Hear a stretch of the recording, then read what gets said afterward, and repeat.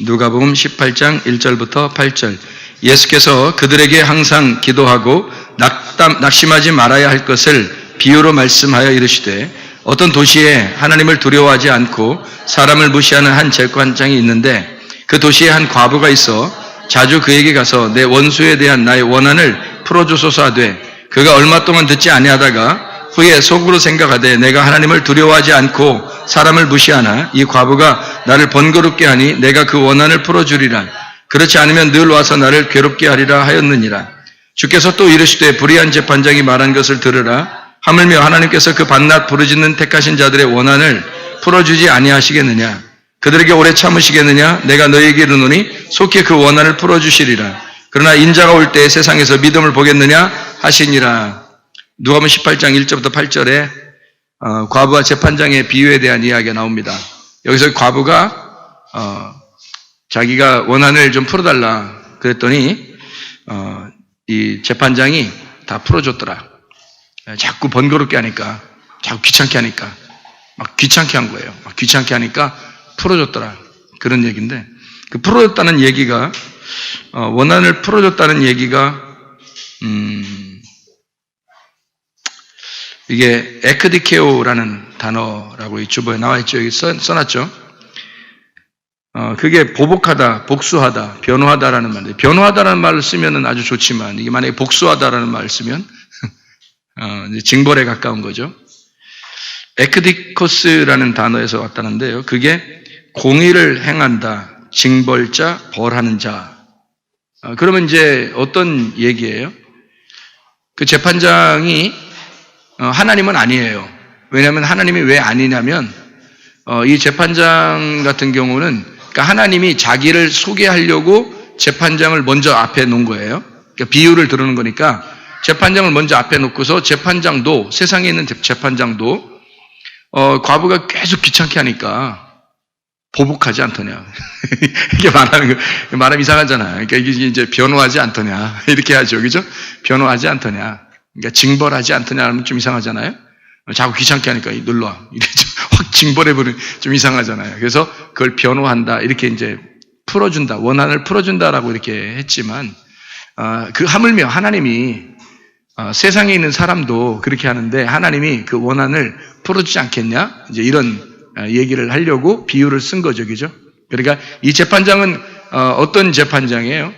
과부가 계속 노력하고 계속 막 이거 풀어달라고 계속 얘기하니까 해주는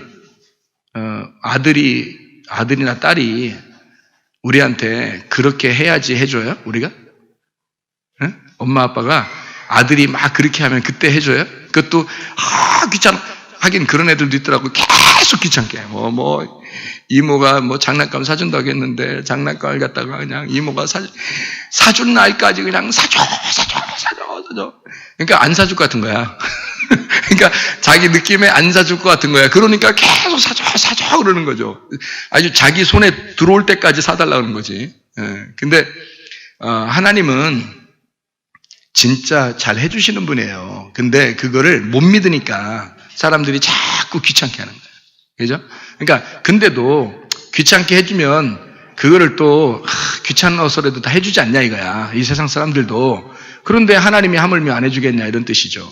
근데 이 과부가 재판장을 타자하는데 그 재판장이 여기서 보니까 이 단어를 이상하게 썼어요. 원한을 풀어준다는 말을 에크디케오 또는 에크디코스라고 이렇게 썼다는 얘기는 그 말이 어떤 보복에 해당하는 그 징벌한다는 그런 말씀이거든요, 사실은. 그러면 여러분 이게 잘 생각해 보세요. 누구겠나? 재판장이 누구겠어요? 재판장이. 예수님보다 먼저 온 악한 목자. 그러니까 율법을 얘기하는 거예요. 그러니까 과부가 율법에 의하여 계속 구해도 들어주지 않더냐 이거야. 율법적으로도 이게 들어주지 않느냐. 근데 하물며 복음이라는 은혜가 왔는데, 예수라는 선한 목자가 왔는데 왜 안 해주겠냐 너희에게. 너희들에게, 하나님의 자녀들한테 자기가 자기 아들을 죽여서 너희들을 아들로 삼았는데 그 아들들에게 뭐가 아쉬워서 그렇게 안 해주려고 하겠냐. 다 들어주시지 않겠느냐. 이제 그런 말씀이거든요. 그래서 너희들이 구하면 원한을 다 풀어줄 것이다 했을 때 여기서 이제 그 원수라는 말이 있어요. 이게 누가복음 18장 3절이 핵심입니다. 이 3절이 핵심인데 3절을 가만히 다시 한번 봐봐요. 거기 보면은 그 도시에 한 과부가 있어 자주 그에게 가서 내 원수에 대한 나의 원한을 풀어주소서 그랬던 거거든요. 그게 이제 핵심의 단어인데 여기서 원수가 누구냐고 나와 있질 않아요.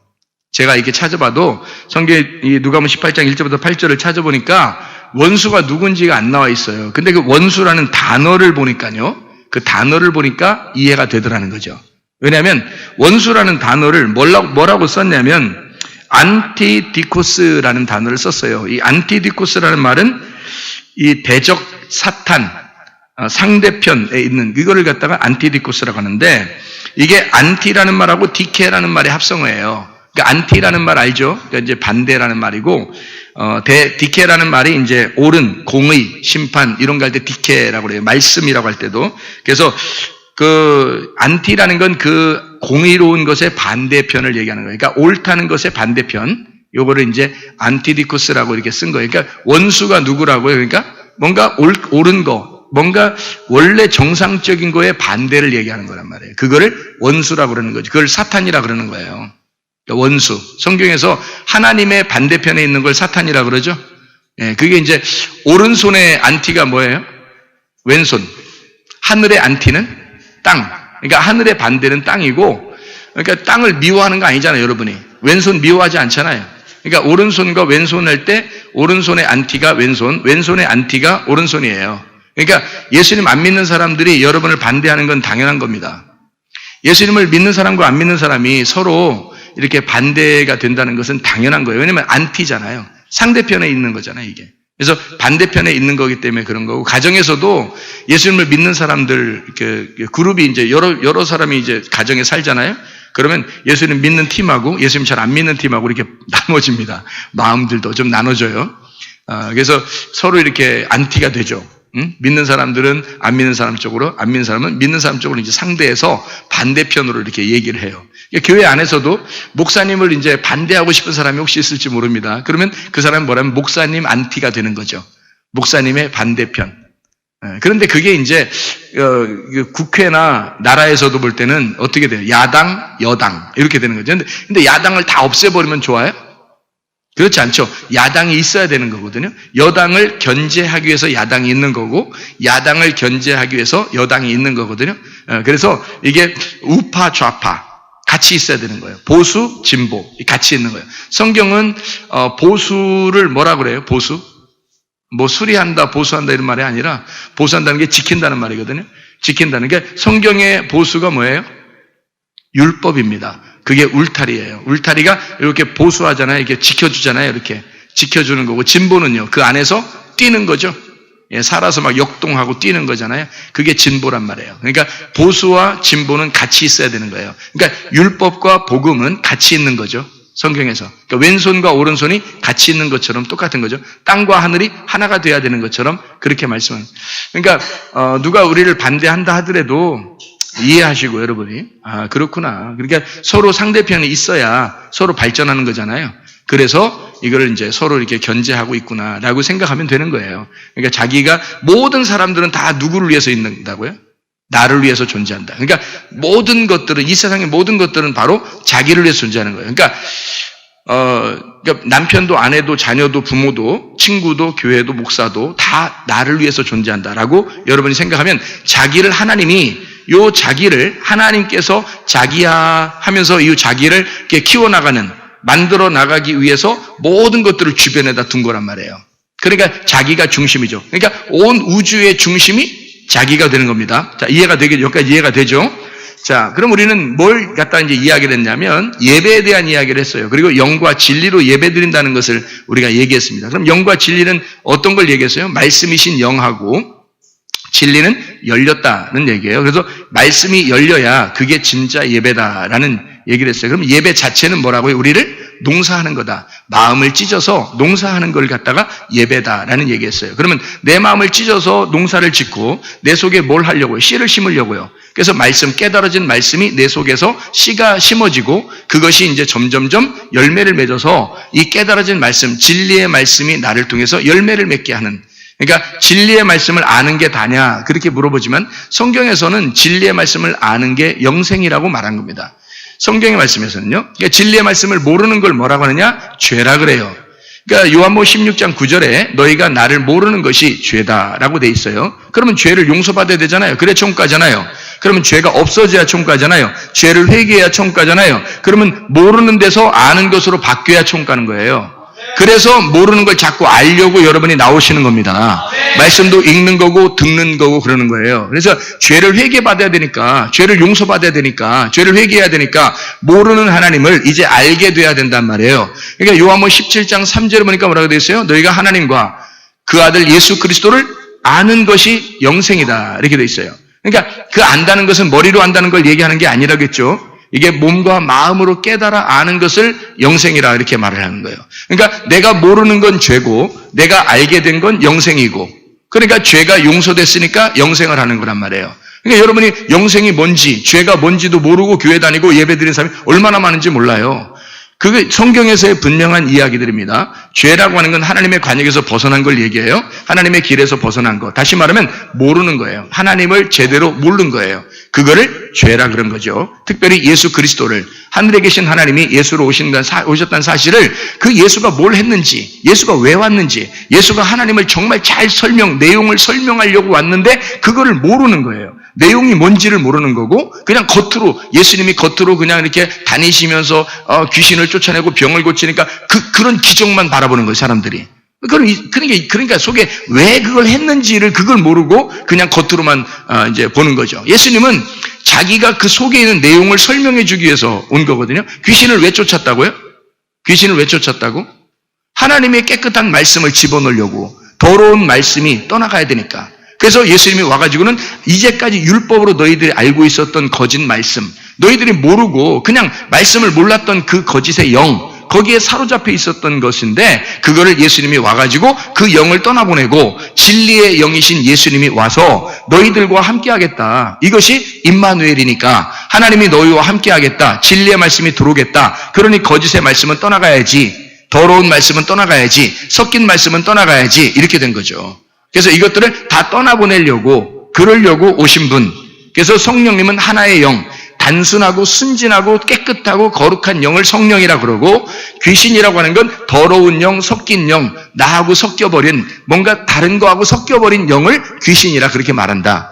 그러면 그걸 영을 뭐라고 한다? 마음이라고 한다. 그래서 깨끗한 마음을 성령이라고 그러고요. 여러분이 그러니까 깨끗한 마음이 되잖아요. 그러면 성령이 들어오신 거예요. 더러운 마음이 되잖아요. 마음이 막 지저분하고 더러운 사람들이 있어요. 그거 누가 들어가 있겠어요?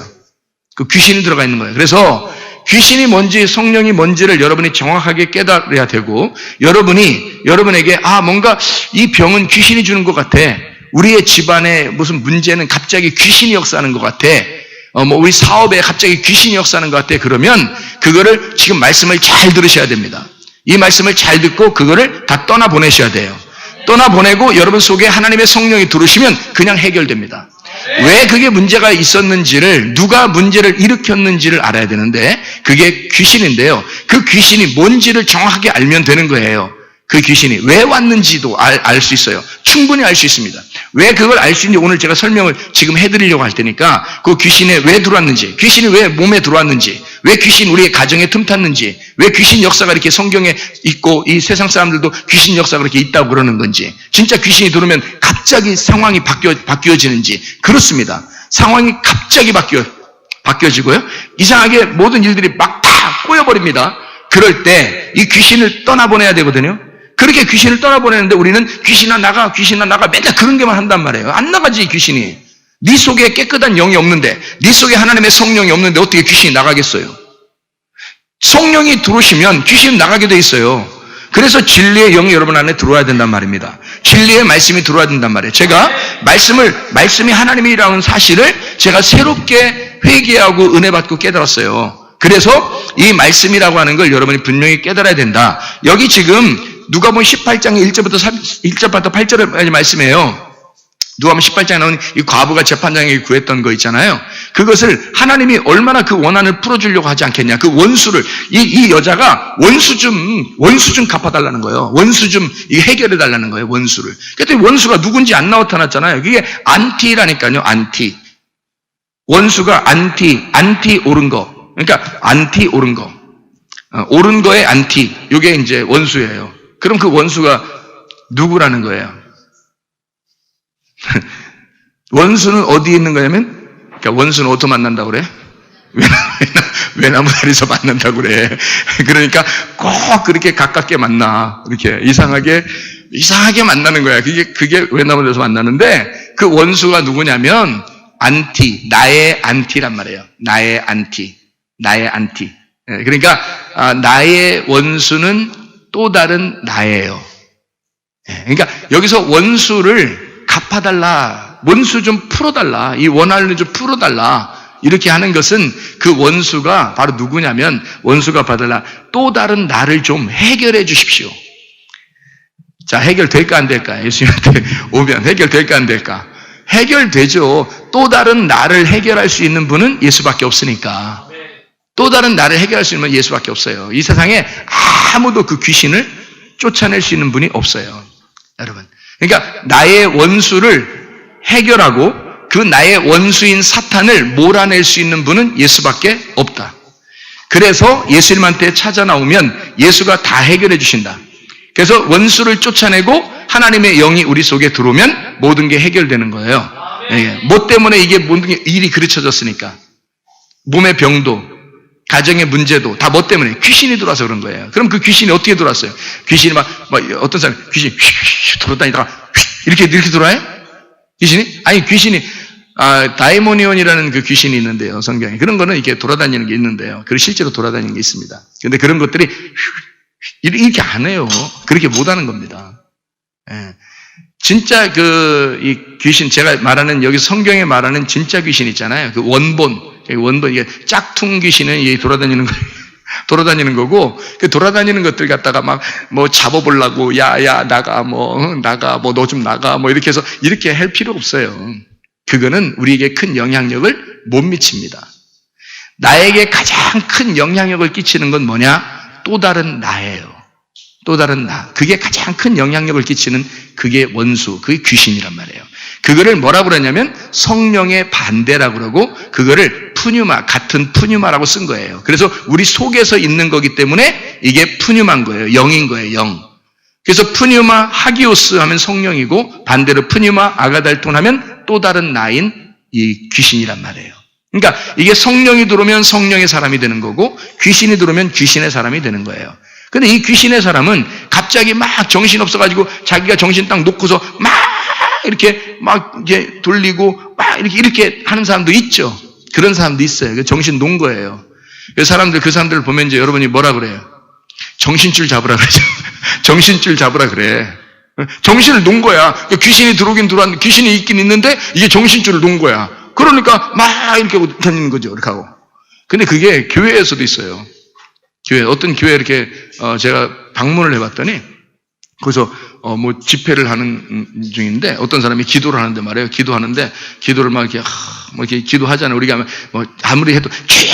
하면서 이렇게 기도하시잖아요. 근데 꼭 기도의 사람이 이렇게 기도해. 이렇게.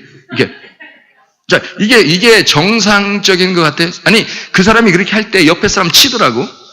옆에 사람 이렇게 치고, 이쪽 옆에 치고, 이거는 이제 정상적인 기도라고 보기는 어렵죠. 이게 하나님의 성령이 들어와서 기도를 시키는데 옆에 사람을 그런 식으로 치면서 기도를, 이제 옆에 사람들이요, 제가 뒤에서 봤어요. 이렇게 그 사람이 하도 요란하게 하니까 이상해가지고 뭔가 앞에서 이게 뭐가 그래서 이게 환상은 아닌데 뭐지 그러면서 눈을 뜨고 이렇게 보니까요, 이게 팔이 왔다 갔다 이렇게 하는데, 이렇게 하는데, 옆에 사람들도 이상했는가 봐요. 자기들 막 치니까, 옆에서 이렇게, 이쪽 사람이 이렇게 하고 이러더라고. 그러면서 이게 쳐다보는데요, 하는데, 다 자기들도 기도하면서 이 사람을 이렇게 쳐다보더라고요. 이쪽 사람이 이렇게 쳐다보고. 그러니까 이 말은 뭐예요? 나만 이상하게 본다는 얘기가 아니라, 모두가 이상하게 보는 거죠. 모두가 이상하게 보면 이상한 거야. 모두가 이상하게 보니까 그건 진짜 이상한 거 아니에요. 성령이 들어왔는데 그런 식으로 기도해? 안 그렇습니다. 여러분, 성령은 절대 인격적이고요. 자기하고 똑같아요. 자기하고 같은 인격을 가지고 생활합니다. 그런데 그런 식으로 이상한 방법으로 한다는 것은 뭔가 이상하다. 그러니까 사람들이 볼 때 좀 비정상 같아. 좀 이상해. 저 사람. 그러니까 뭔가 이상해. 그럼 이상한 거야, 그거. 치과도 가보셔야 되고 이래요. 근데 이상해. 진짜 이상해. 이상해, 진짜. 그런 걸 이제, 그러니까 원수, 귀신, 마귀, 사탄, 이게요. 어디서 생성이 되냐면 우리 속에서 만들어집니다. 우리 속에서. 제가 설명을 자세하게 해드릴 테니까 이것만 알면 여러분 귀신 다 떠나보낼 수 있습니다. 여러분. 근데 이게 안 되면 모르니까 못 떠나보내는 거예요. 모르니까 당하는 거예요. 그게 이 속에 있는 우리 가정을, 내 몸을 그게 망가뜨려 버리는 겁니다. 그게요. 그걸 떠나보내야 되는 거야. 귀신이라는 것을 정확하게 우리가 깨달으면요, 그 귀신을 떠나보낼 수 있습니다. 그러면요, 몸의 문제, 가정의 문제, 이런 문제들이 다 해결됩니다. 귀신이 역사하는 경우가 상당히 많아요. 그러니까 몸과 이 가정의 문제는 거의 귀신이 역사하는 거예요. 근데 그 귀신이 겉으로 돌아다니는 귀신이 있고 내 속에서 만들어진 귀신인데 그 만들어진 귀신이 원본이고 겉으로 돌아다니는 건 가짜다. 이해가 되겠어요? 그러니까 얼굴 이렇게 언뜻 확 보니까 뭐 휙 지나가는 뭐 하얀 물체가 있는데 뭐 그런 거 뭐 머리 길고 뭐 피 이렇게 흘리고 이렇게 훅 지나갔다. 그러면 이런 건 이제 귀신이 뭐다는 걸 보여주려고 그러는 거고요. 그거는 보여주는 그림자고 실제로 귀신 우리 속에. 그러니까 푸뉴마 아가달톤. 그러니까 귀신 그게요. 성령님은 푸뉴마 하기오스 이렇게 이해가 되는 것입니다.